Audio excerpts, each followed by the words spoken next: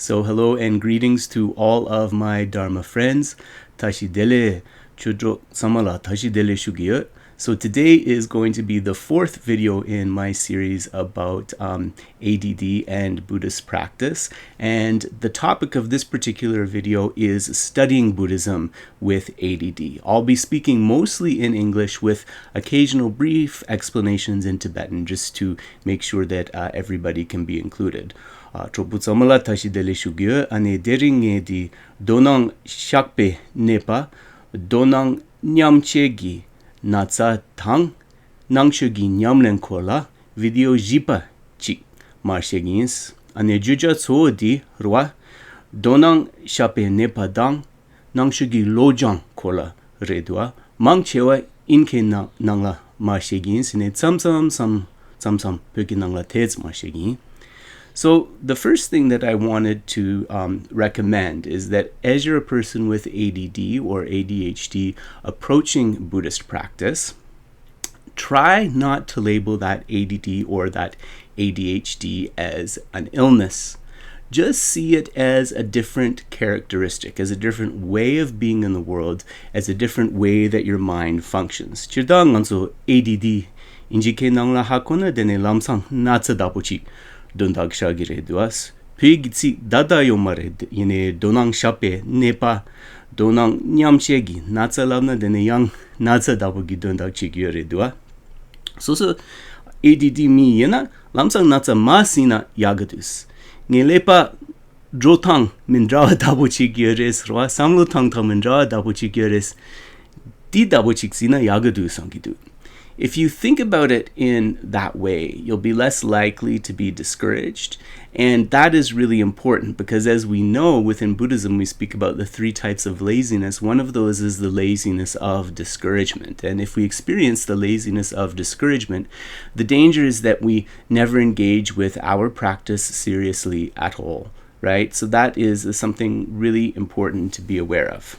The next thing I wanted to mention also is just navigating a teacher. I won't speak on how to rely upon a spiritual teacher or the teacher-student relationship. It's certainly a hot topic these days. It certainly can be a divisive topic these days. But maybe just generally, I'll say that, when you're choosing a teacher, it would be good if they can be someone who you can at least correspond with a little bit, who you can at least get to know a little bit, because you can explain the particular challenges that you have.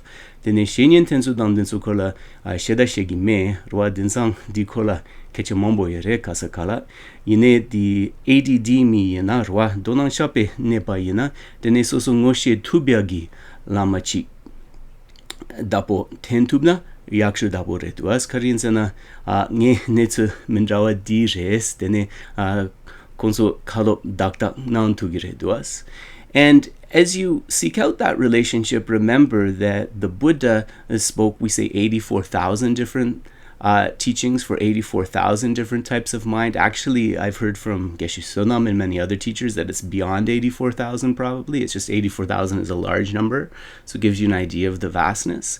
And this is because, right, different students of the Buddha had different affinities and capacities, what in Tibetan is called kam dang möpa.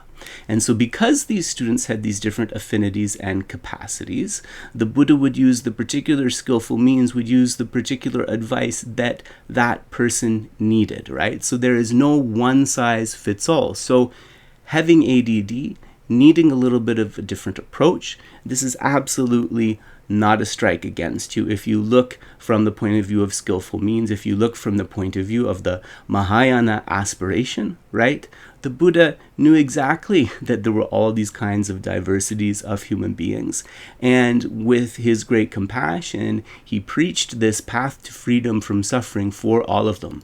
Tompa chomden de kamdang mupa yabo sine rwa dene semjendi ropa nangore semjendi ropa nango mares sangegi tuk dang lebgyo mare rwa kibu damba yinsang rwa dene ningje kine rwa gapo chene rwa semshen re kamdang mupala tene zetru daktak chi dro tugire duas ropa nang daktak lelapo chi dro tugire duas. So that was the Buddha's approach, understanding the amazing diversity and variety of beings that there are, and acting from the same ground of great compassion and equanimity to help all of them without differentiation. Of course, mostly we are not dealing with Buddhas. We are dealing with ordinary sentient beings, including ourselves, right? Including our Dharma friends.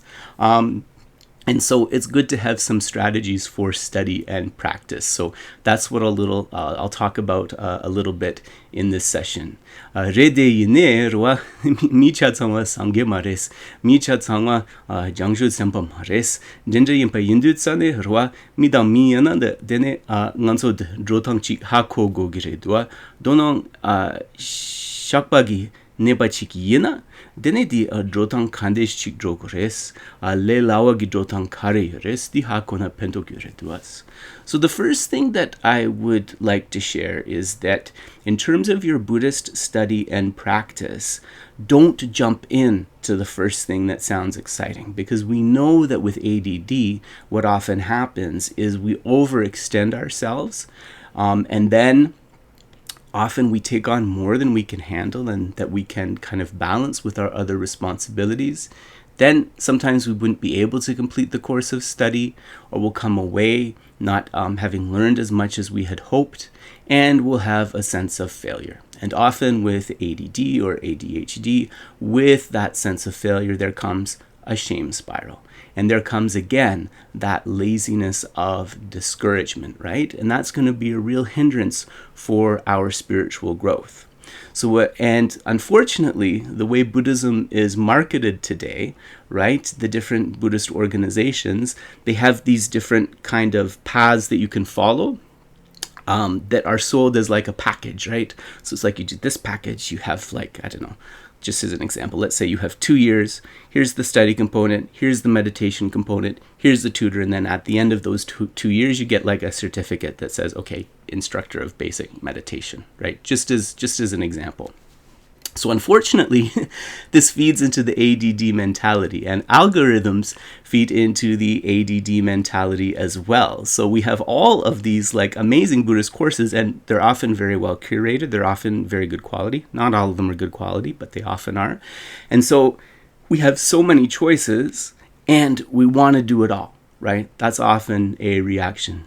Dinsang internet jagyala tene dene nangshu gi tsokpa dramantra lobchong chia gi kandeslagore package double chi dua rwa ane dene gomjaya dendri chi gres di dangyamdu lobchong chia gi res dene lo nis dus chene drona dene soso di perna gom chipa gi lakier double chi gra gi retuas denso halepe dramandra yores rwa dene di donang shape nepa yena nganso nitsu chik tongne hopte kala semshuk chetrane disogres samsam machane nganso tangchegres dene nganso semchuk chadrogire duas.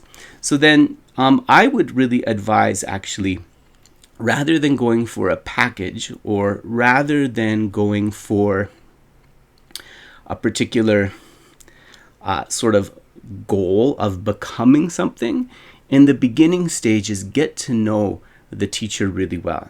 So take some of the general courses, see if you connect with the teacher, and also the most important thing, see if you can get advice from the teacher somehow. Now, of course, depending on where we live, might not be possible to see the teacher in person, but at least make sure that there's a way to get advice from the teacher, either by email or video chat if you need it. Because often what happens with these packages is there's a very famous teacher who gives kind of like the keystone talks as part of the package, but you will never meet him or her. You have students under them that are administering and teaching, and they might not be of the same quality. So really check out everybody who's delivering the course.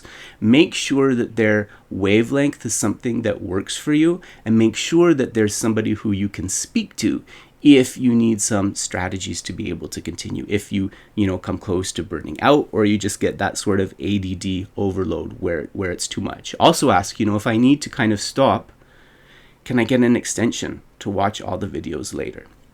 And also, the other thing I wanted to say too is that when you do those courses, it's better, not to rush through them, and to take a long time and also incorporate other things, occasional teachings, one-off teachings, perhaps connecting on a similar subject matter.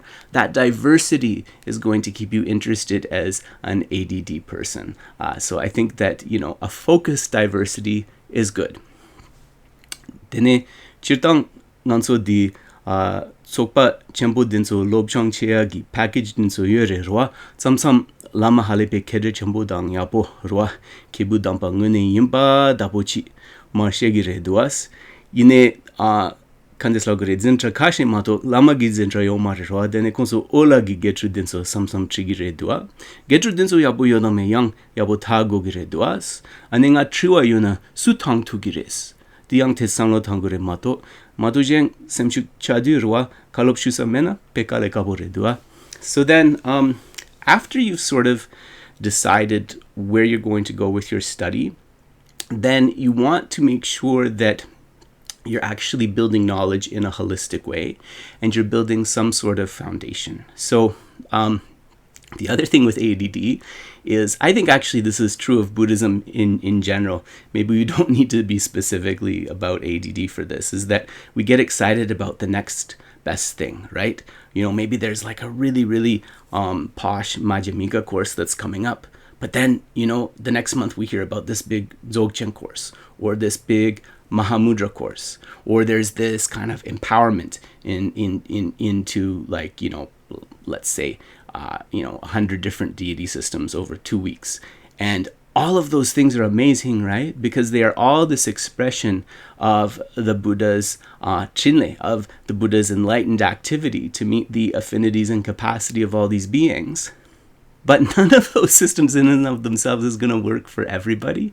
And also, if we don't give at least one of them a chance to sort of work, we're going to be jumping around a little bit too much. So, I advocate a profoundly non-sectarian approach to the teachings.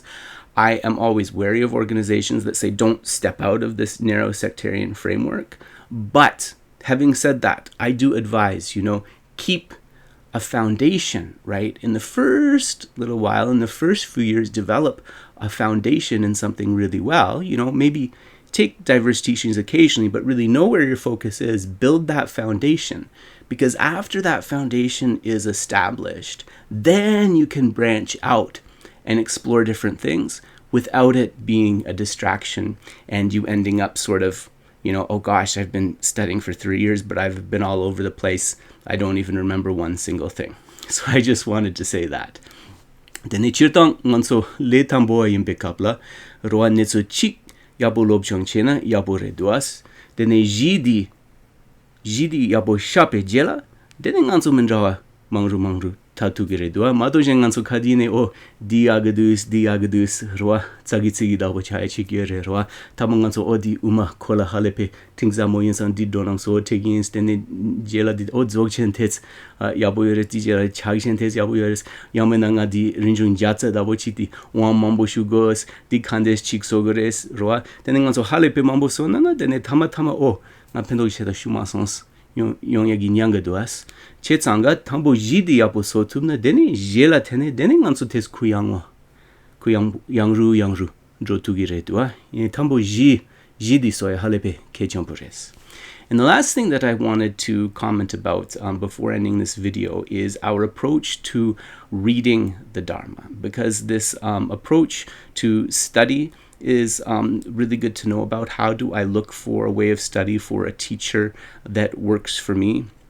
I think that I talked about that already extensively, and also just not studying to be a teacher, but just being happy to be a student. That is really important, especially when we are new to Buddhism. There's no rush to become a teacher. And when the time for you to become a teacher is there, your own teacher will likely tell you. Lobchon che kapla nga dende gegen chagore samlo tangedi tes pasha shos rwa. Tambo nga neso yapo shining jogidus. Dene lo mambo kashi drona dene neso yapo shene rwa dene soso lama o tanda zintra tes chino yapo yoris di dawo chigyoris di yapo reduas. So sorry, to go back to the reading. Normally, if you're like myself, people with ADD, you might have a vast library. You might like to read many different things, and I think that's okay. But I would say that along with the different things you're reading, have one text. And if you're in the beginning stages of practice, I would recommend like a Lam Rim text or a foundational path text. So in the Gelug tradition, we have the Lam Rim Chemo, the great treatise on the stages of the path to enlightenment, or the Lam Rim Tingbo, the middling treatise. And there's many other excellent stages of the path text, but also, the foundational text of the Nyingma tradition, Zapata Rinpoche's Kunzon Lame Jelung, Words of My Perfect Teacher, or Gampoba's Dapo Tarjien, Jewel Ornament of Liberation in the Kagyu tradition. Try to read that foundational text, I would say, for at least 15 minutes every day. Just make this habit that I'm going to read this for 15 minutes every day. Then whatever else you're enthusiastic about or studying at that moment, whatever else you're following in the classes, maybe you're reading some Chandrakirti, maybe you are looking at a commentary of Vajrabhairava, maybe you are reading Crystal in the Way of Light by Chogyal Namkai Norbu. Do that, but keep this foundational text time of reading as sort of a habit for 15 minutes every day. What you're going to find is that slowly you'll build this foundation, and the other texts that you read, you'll start to be able to conceptualize how they are part of a path. That is going to be something that is really helpful for you. The other thing that I recommend as a person with ADD is, after you receive a teaching, write a summary down. Just keep a diary of the teachings you receive and write a summary. Only has to be half a page. Writing that summary is going to help you retain that information. And we talk about the three faults of the pot. We talk about the leaky pot, forgetting everything. This will help to address that fault. Ane dene donong shabe neba yina rwa nganso di Kandeslaw gore deb jamandra loyala gagi yoris roa inetso jigi deb nima jeje karma chu nga stabuchik lona perna lamrim gideb yina kunzong lam jelung yina ja dapo thaje yina ja tinima jeje lo chu nga logins ani dene jenda denso jamandra roa zojen kola yina ja chajen kola yina ja Kandeslaw gore lamigyu kola yina ja ti digi redwa yine jidi nima jeje logi yotsan dene nganso ale lam netsu di lam dela jogeres roa netsu di roa semgi yunten di kegeres tene tes shedrogere doa di tap yapuchi gere doa tap ke chombuchi ane yang anso zintra shuya denso sintri ches jabna yaboyer perna shokrang sheka yena tene te ganso champajeagi nyambo dapo chagere doas. So what you'll find is, as you get into this habit of sort of condensing what you've learned, you don't have this feeling of being overwhelmed as much, and you'll start to be able to conceptualize what the path looks like and how your sort of study needs to go forward in order for you to become the best Buddhist student you can be.